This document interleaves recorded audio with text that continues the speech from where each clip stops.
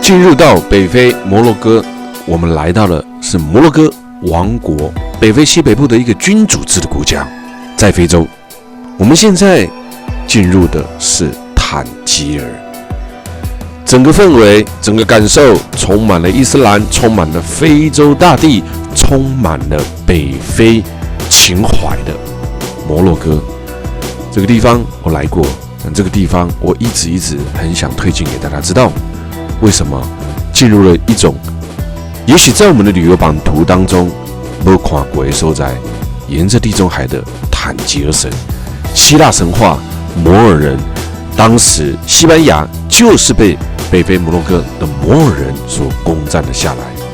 这十几天的西班牙、葡萄牙、摩洛哥整体带给我们的感觉，希望给你焕然一新的感受。沿着北大西洋跟着地中海的坦吉尔地区，位于摩洛哥北岸地中海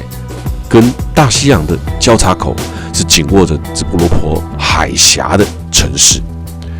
跟着西班牙海岸最近之处只有14公里，渡轮往返欧洲、非洲两个大地之间。所以我们从坦吉尔下来之后呢，我们就来到了这一个坦吉尔的旧城之中。现在我们走啊走啊，我们走去哪？前面那个红色是它的国旗。走去吃饭啊，你看看，这是什么？瓦嘎的菜的，感谢啊！以前有没有很怀念哈？这里是坦吉尔。20世纪初期的时候，列强国家为了划定国际共管区与自由港，所以它曾经成为一个走私贩毒者犯罪的天堂，有着罪恶之城的称号。之后变成了如今的世界遗产。我们进入到我们这一次来到北非摩洛哥，每一个餐厅都充满了北非跟伊斯兰的特色。进来吃上当地的餐食啊，哇，这真的我不知道啊。我个人只要看到这种，我们也许在我们的生活当中、教科书当中，在我们的生活当中很难接触到的城市、国家，往往都让我兴奋莫名。你看这个餐厅应用的天井带来的阳光，洒进这一个具有这么强烈风格摩洛哥风味的感觉啊！我们现在在这里面用这一餐啊，那这里有太多的神话故事，这里有太多诉说不完的北非情怀。来吧，享受一下北非摩洛哥的餐食喽！看马兰给他讲啥？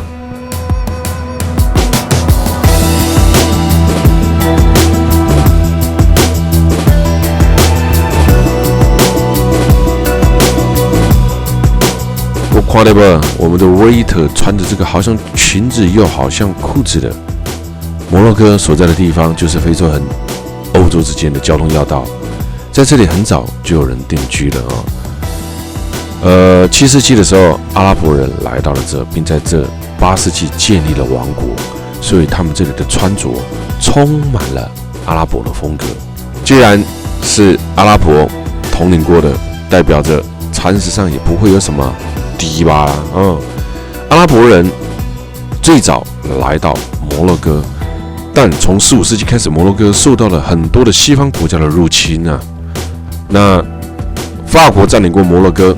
所以呢，在整个摩洛哥呢，它的穿着上面就充满了这2个国家的特色啊。有没有看到？我们又走出来市集喽！来，这旗啊哇，可以让你看到完全不同的栽种物品。你看，这些就是当地的农作物我就说，旅游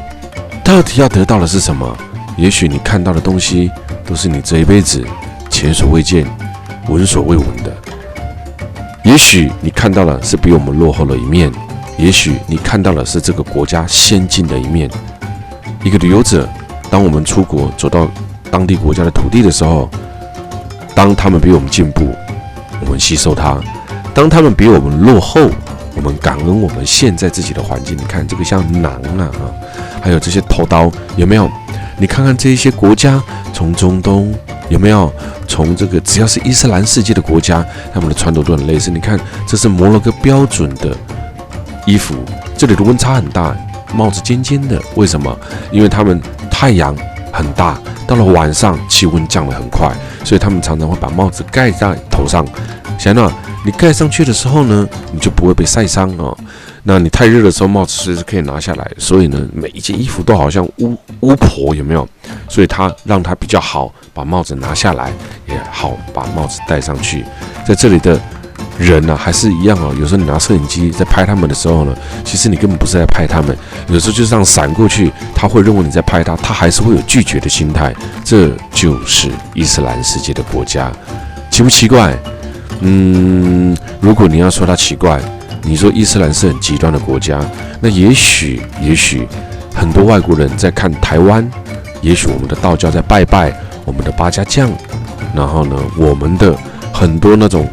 道场有没有？还有常常在台湾很多微博创立门派的道教、佛教等等，也许在他们的眼中也是很奇怪的，对吧？所以每一个国家有自己信仰、自己的宗教奇怪也不奇怪。当你信仰了它，你就不会觉得奇怪。当你不信仰它的时候，当你不了解它的时候，你就会觉得它的行为是很奇怪的。现今的摩洛哥是阿拉维王朝是在17世纪开始的实行的君主立宪制，君主较内阁拥有相当大的权力，所以是2元君主制。摩洛哥是君主立宪制的多党制的伊斯兰国家，国王拥有比较大的权力，但他又比其他的伊斯兰国家呢还要来的自由一点。那第1次世界大战重要的原因呢，法国占领了摩洛哥，摩洛哥呢一直到了1956年3月获得了独立，所以在摩洛哥的北部大部分讲的话呢都是以法语为主那穆罕默德6世从1999年呢登基之后，加强了这个国家的民主化，试图缓和贫困跟保证这个社会的治安比较缓和的伊斯兰国家政策。摩洛哥永远都是中东与欧美对话的重要中间国，因为它是一个比较没有那么极端的国家，而且摩洛哥拥有的是美国的支持，美国给予摩洛哥非北大西洋公约组织重要盟国的地位所以你得怎样它的地理位置有多么的重要。所以如今的北非摩洛哥，它其实是比较民主的，在伊斯兰世界的国家，但它不是在中东。当时阿拉伯在711年的时候，势力渗透到了整个非洲大陆，所以很多人不知道，其实非洲这么多元的民族，这么多的语言当中，伊斯兰占有很重要的一个地方。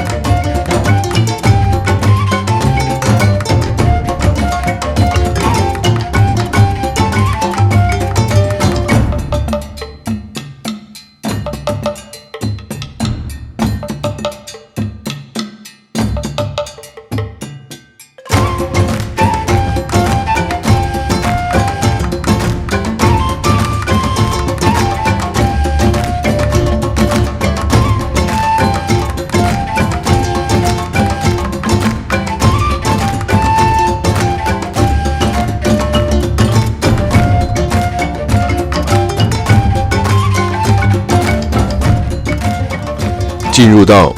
如梦似幻的美丽蓝色小镇舍夫萨万。其实，在多年前，我无意当中翻阅杂志，翻阅到了这个美丽的城市。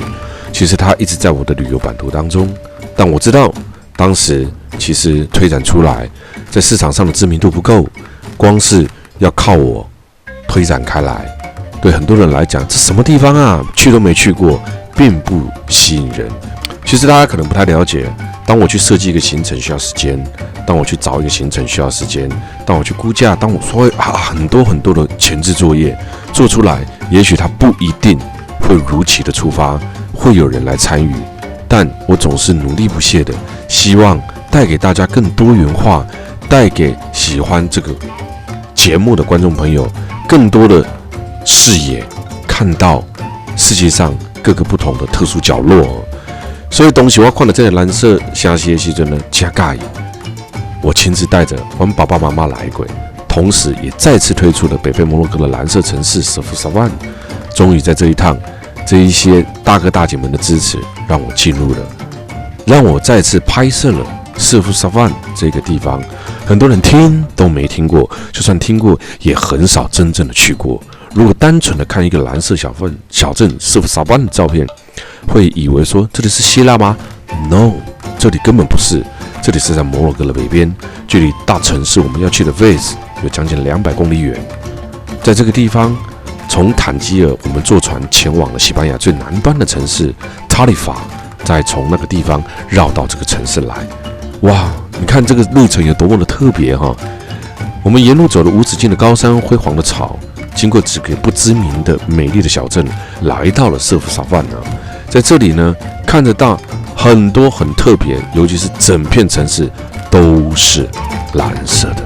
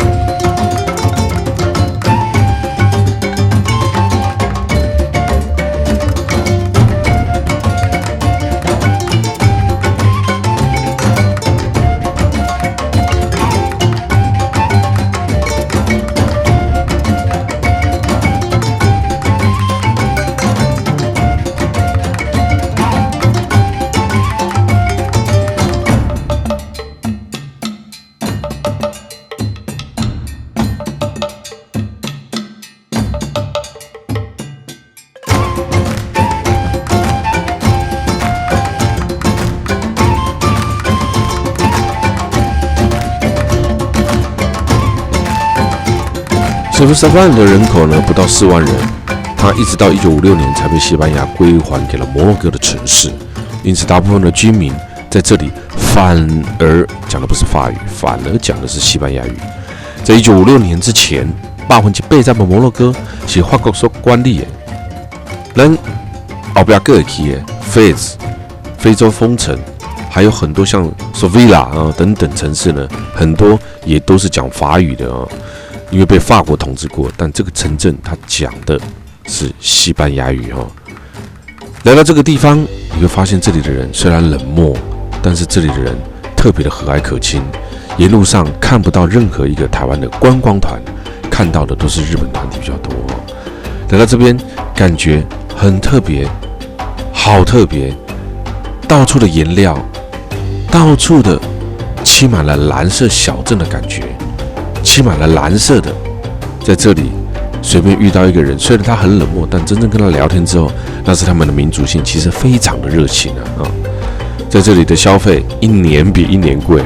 因为它慢慢被很多的这个欧洲国家开发出来近年来，我想来过最多北非国家的，已经是哪里了？已经也不再是日本了。现在占领世界各地特殊地方的，已经是中国大陆了。真的经济已经喜比往常了真的已经我们现在看到的，其实台湾的经济是非常严重的落后在国际上但是其实台湾有非常强的实力这真的是有时候人要能够强，经济一定要能够强，经济要能够强，国家一定要强，对不对才能够把整个国家带领到世界上去所以现在很多时候我们到了国外的时候，常常看到的已经不再是像台湾人了，包含这几年来的日本其实经济也是非常的疲乏也没有像以前这样子到处看到日本团体了现这个时代就是一代一代改朝换代所以人要活在以前的眼光当中呢，是很痛苦的一件事情那你想想看，这个地方曾经也被法国殖民过，而如今留下来的资产、留下来的文化非常不一样。摩洛哥的文化就是在这边，包含这边买任何东西都可以杀价，这是他们的习惯，不杀价反而还很奇怪。而这个地方出产的是羊毛，可以买到非常多的羊制品，又厚重又长，很多尖尖的帽子，感觉很像女巫。设备沙发非常的小，需不需要地图？我告诉你，因为每一栋都是蓝色的，稍不注意你就迷路了太有魅力的城市，在这个城镇里面高高低低，上上下下并没有爬得很辛苦，在这一个中间的古城绕来绕去。摩洛哥的城市喜欢用不同的颜色当做城市的代表，而在这个地方拥有的是蓝色城市，其实还有红色城市等等如果有一天，当我单纯的推出摩洛哥，我还真不知道会不会有人去呢所以世界真大，世界真无奇不有。你看这蓝的多美丽，那为何会漆成蓝色的呢？最早以前，这个地方其实是一个非常传统与保守的地方。最早以前，这个地方你不是伊斯兰教的，你根本就进不来。一直到后来，他对世人在近代才打开了他神秘的眼光，神秘的世界，让观光客进入到这个地方来。最早传闻是因为这些蓝色可以防止蚊虫的咬伤。从1加7到后来2加，到后来3加，到后来4加，就变成了整个城市就漆成了像这样蓝色的颜色。而这些蓝色也因为颜料的不同，漆的颜料产值的不同，还有各家各户挨家挨户，每一个人都是自己自动自发的去油漆，所以就出现了什么不一样的蓝，对不对而久而久之，这个蓝色小镇呢，就变成了一种传统，家家户户都必须漆上了蓝色的。这里狭窄高高低低的路，这里的房间每一间都小小间的，但每一间呢住上一晚，让我个人觉得难以忘怀，因为带有非常强烈的北非摩洛哥的风情。你人一生当中，你有多少次可以飞到这么遥远的地方，这么风情万种的地方，来到这个地方，看到这么特别、这么美丽的城市呢？这也就是摩洛哥近几年来最有名的。风靡在整个亚洲市场，当然只有台湾市场还没风靡所以我就说过了，不一样的市场台湾真的变了但是台湾唯一不变的就是人们还是很厉害啊，人们的这个我常讲软体实力非常的强，人民的水准非常的高，但我们要常做的，要让人家认同你，最起码你自己要先强嘛啊，不是动不动在那边跟人家争执啊，这就是自立自强，真的像我们这一趟来到这边，每一个人在问我们 Where are you come from， 我们就会很大声的讲说，我们来自于台湾，对不对？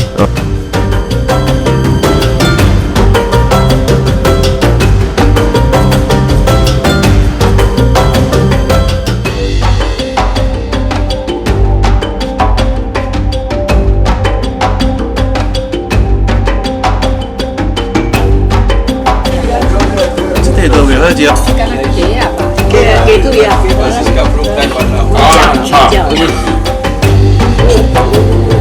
哇，秀，你这里啊。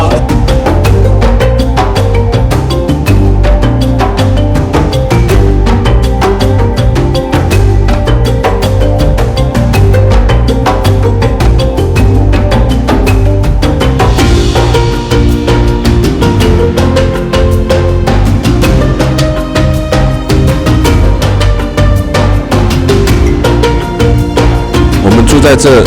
间饭店也是蓝色的师傅烧饭的蓝有别以往看过的蓝，是种独特的泛蓝。我们昨晚坐在这一间也是整个师傅烧饭最好的饭店了其他的饭店呢都只能容纳大概20个到15个人而已不大都是民宿为主这是唯一一间在师傅烧饭里面比较好的饭店。我们今早再次起个大早，再回头再看一下，我们千里迢迢从巴塞隆纳一路经过了哪边？经过了葡萄牙，跨越了直布罗陀海峡，来到了非洲大地。当然，早上再让我们逛一次舍夫沙万的蓝，舍夫沙万的美。置身在摩洛哥，顿时有一种地区时空错乱的时空感。舍夫沙万的街道墙壁都漆上了这些蓝色，每一个弯道都是 surprise， 都是惊奇这个山城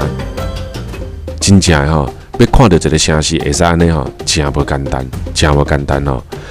几乎拢是当地的人，无什么游客，无什么做劳累的商业气息。商店无介济，商店就算讲你买物件的人，嘛拢是当地的人。这就是我真介意来摩洛哥的所在。放心，在3月份春天的时候，我会再次推出单纯的摩洛哥之旅西班牙、摩洛哥、葡萄牙4种选择，单纯的摩洛哥也是一种选择这种特殊的氛围，值得你亲自来上一趟。你会发现，舍夫沙万的人很喜欢站在门口聊天。我们一大早出来的时候，看到每一个人，有的上课，有的很多人一大早就起来了。毕竟这里还是比较传统的城市你在现在的现代社会城市里面呢，就不容易看到了你会常常看到很多小朋友一大早边走边玩的。走去上课，这是你很难见到的。现在在台湾，你哪敢让小朋友自己去上课很多人说要让小朋友学习独立，常常我们要的不是要让小朋友不让小朋友学习独立，是不敢让他独立，社会不安全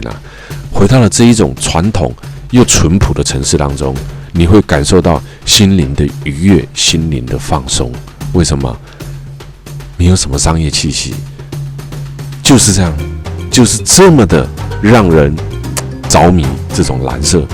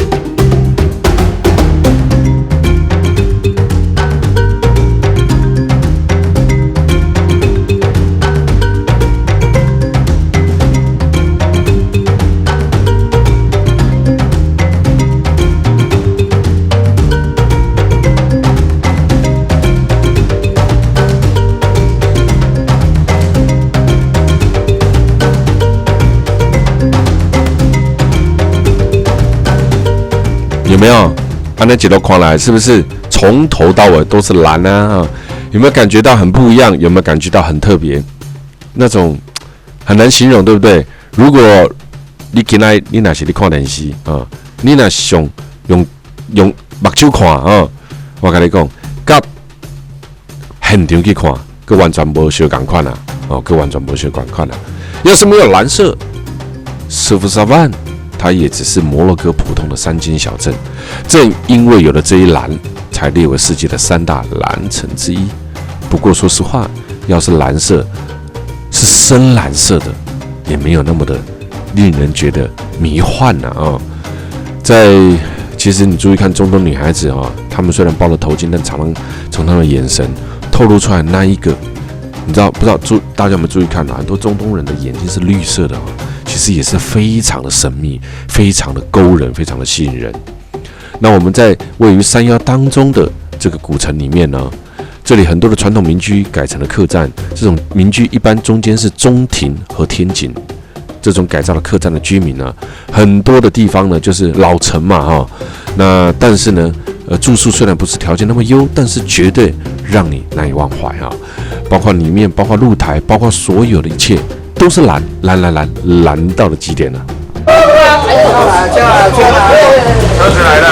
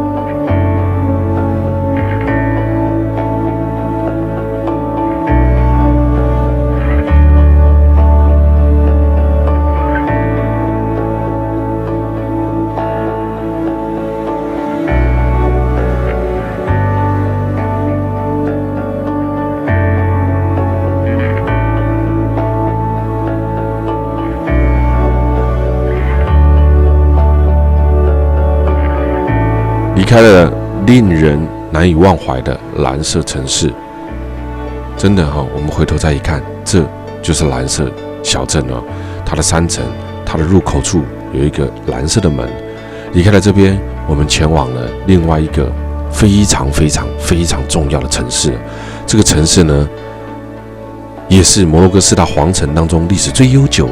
摩洛哥1000多年来宗教、文化、艺术中心的古城，它叫做菲斯。城内保持着非常完整的伊斯兰风貌。菲斯被评选为全球最浪漫的4大城市之一。虽然有的人觉得它落后，但真的要看你用什么样的眼光去看它。它曾经是摩洛哥最古老的王都，城内保持着完整的伊斯兰的风貌，有如沙丁鱼般塞满数不清的房屋，以及近上万条的狭窄街道。典型的回教城市，也是被联合国教科文组织列为了文化遗产。菲斯是一个走进去100%让你迷路的城市哦。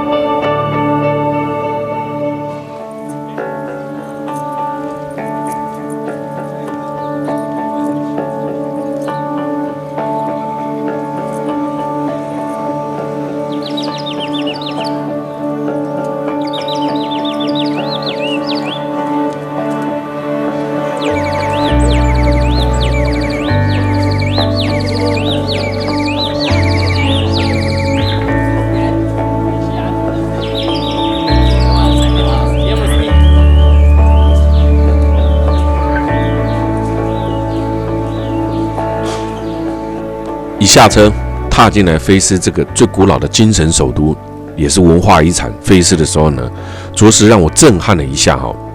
菲斯是4大古城当中最古老的，在摩洛哥，西元808年来兴建。菲斯被认为是12世纪最大的城市。真的，当你进来之后，你才会知道他在讲什么。科学与宗教的中心，菲斯在阿拉伯语当中意思是金色的斧头，也就是肥美的土地。菲斯分成了3个区域，有东方的旧城区，中央的新菲斯，犹太区跟皇宫就在中央的新菲斯，还有东南的新城区，法国人建立的行政区。当你走进来这里面，我保证让你傻傻分不清楚东西南北。为什么？因为我们上到山上可以看到整个菲斯古城的全貌。密密麻麻的菲斯古城，建筑物相当的密集，摩洛哥奇特的景象，每一栋屋顶呢，皆有着奇特的小耳朵哈，所以它真的太独特了，太独特到我一下子当中也很难去形容。你看这里有这个标准的伊斯兰的那种透气的哈，这里在冬天来的时候呢，气候非常的凉爽哦，在夏天来的时候，哇塞！要50度啊，40度啊，非常非常的热哦。那冬季的时候呢，气温经常都是在10度左右徘徊哦，所以基本上算是还不错的哦。菲斯的古城占地有300公顷，街道狭窄又有弯曲，两旁的店，哎呦，这里机车无法通行，有的是驴子啊，在这里面走啊。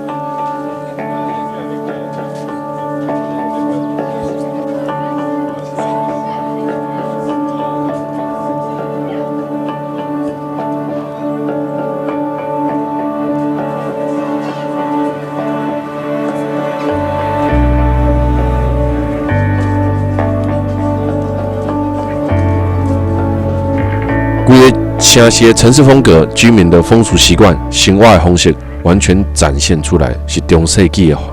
整个风貌哈。菲斯被誉为全世界最多街道的什么？最多街道的古城啊！这里最有名的其实还是出产了法国人最喜欢的瓜牛啊，所以在这里面你可以看得到很多的人在卖瓜牛啊。菲斯古城区犹如走入时光大道，走进来这里面现代化的这个景象好像没有留在这个地方让你感受到过哦。通常在这里大概在3月中下旬过后呢，气温就会慢慢的飙升到30度，到了4月份、5月份以后呢，几乎可以说是呢就到达了40度。在这个城市运输的方式都是非常传统的人力，都是手推车。这里很多的驴子推着推车，最让人咋舌的是，常常驴子身上绑着非常非常重的东西，非常长的东西哈。在这里满地都是驴子的噗噗啊，因为呢这里街道太狭小，不是奥多巴亚啦哈，加拢用驴子哈，他们来得行来行去，但这个时间多好，你休困啦哈。没有上班，所以你没有看到那么多的驴子啊。摩洛哥的蓝色皇城皇都，从蓝到现在的菲斯，它不但是摩洛哥最大的都城，也是世界文化的最大都城啊。进入老城区，占地300公顷，老城只是蜻蜓点水，走马看花。它拥有全世界最多的巷道，像这种小路，你知道有几条？总共在这300公顷里面，拥有9400多条这样子的小路。你说你进来能不迷路吗？所以呢，高深莫测的巷弄，这要是进来不熟悉地形的怎么样也走不出去千枝乱脚，伸向何方，止于何处，没人知呀，没人知呀。尤其是如果每到了星期五的穆斯林的拜祷日这里的地方更是一样今天我们进入旧城9400多条，我们走了几条而已，所以在这里我们务必一直告诫的所有人，一定要跟着走，一定要跟着走，千万不要分心。在摩洛哥，除了阿拉伯语、西班牙语、法语能沟通外，英语在这里是行不通的。所以一踏进旧城，奇特异象，哇，新鲜事物完全扑向你的眼球。所以在这种小镇走，要非常的小心。1981年，联合国教科文组织登录的世界文化的遗产菲斯旧城，街道巷弄太特别了，9400条的小巷子。我们今天在这用午餐